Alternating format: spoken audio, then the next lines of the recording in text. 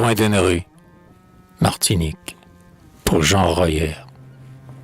Le mur est couleur de farine de manioc, avec un semis de paillettes qui éteint et rallume la brise alerte. Son ombre est lilas sur le blanc pavé de roche. Il emprisonne un tout petit paradis vert que l'on devine, car y étant par-dessus la crête illuminée de soleil doux, voici deux longues feuilles de bananier, en banderoles qui s'effrangent, des dentelles floues, des fils à haut tulle changeants, des bouquets rouges sur le ballon d'une branche, une luisante et bruissante palme d'or vert.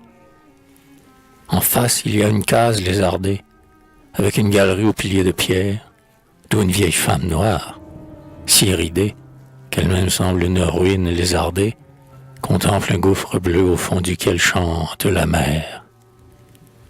C'est là que je t'ai rencontré, fillette si brune, presque mordorée sous ton madras jaune, fleurée d'invraisemblables pivoines, belle d'énormes yeux où des astres s'allument, comme dans une splendide nuit, belle de ton sourire qui est un lys, entrevu sous des fleurs de flammes ambrées.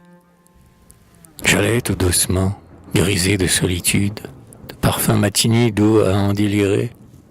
Tu attendais, c'est ton quoi, debout et cambré, et tu m'as regardé, peut-être une minute. Curiosité amusée plutôt qu'intérêt. Comme j'étais vêtu sans la moindre élégance, brûlé de soleil, bistré comme un pain trop cuit, nimbé d'un Panama vénérable et roussi, contemporain du papa de la reine Hortense, je me figure bien que tu te seras dit « Mounla, c'est sûrement un habitant des Mornes.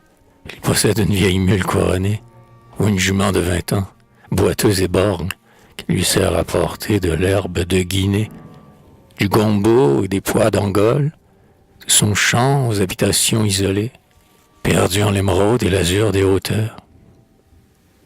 Comme il a faim beaucoup sur les sapotilles ou les pommes cannelle avec un revendeur, il est descendu par de petits chemins bleus, ombreux de galba et de lianes à vanille, pour causer avec les petites filles de la ville.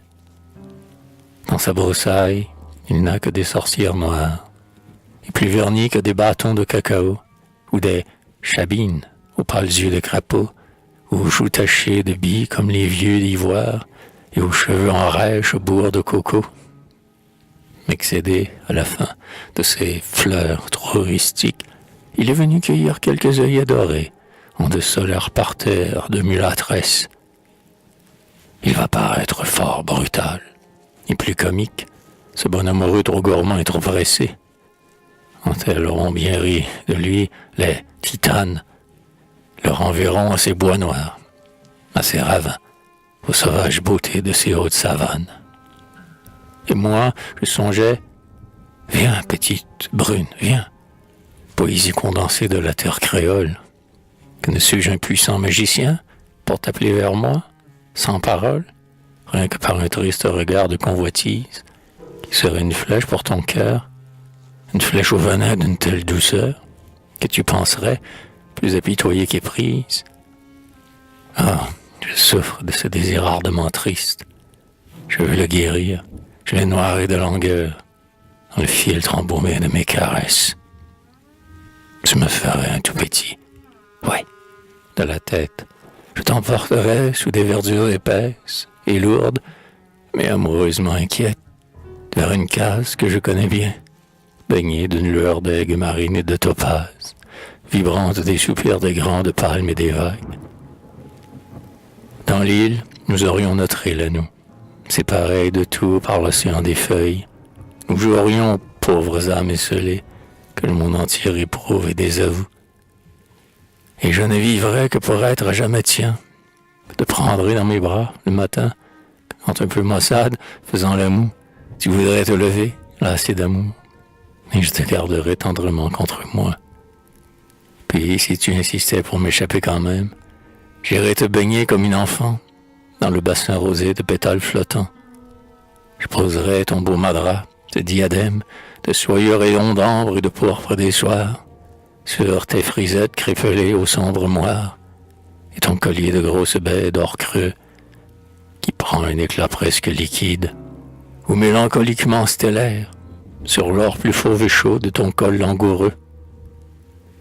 Pour toi, je chasserai, par les sentiers d'ombre tépides, les manicous et les tourterelles, au fond des gouffres de ténèbres vertes, où pleurent de minces cascatelles, près des monstrueuses fougères. Penché sur les rivulets de nuit endiamantés, moins beau que tes yeux aux noires clartés, je guetterai le grêlon de vif argent, cristalline robe turgide et féerique, dont s'habille le fuite enragé des sériques. Et quand le soir en paradise le couchant, si vide velouté de nâtre bleu phosphorescent, chanterai des airs qui sont venus d'Afrique, des airs inconnus de toi qui te surprendraient, comme un retour d'ombre d'ancêtres, oubliés mais très familiers. Et tu m'en aimerais, jusqu'au fond de ton être. Hélas, je fus, qui sait, un peu magicien, car tu vis quelque chose de mon âme, puisque la raillerie de ton regard divin, une émotion très fraternelle et amie, mais il y eut une folle risée de brise, chantante de parfums, sans doute évocatrice, d'un plus doux, d'un plus jeune amour, et comme je m'éloignais de toi pour toujours, nous avons échangé un sourire assez triste.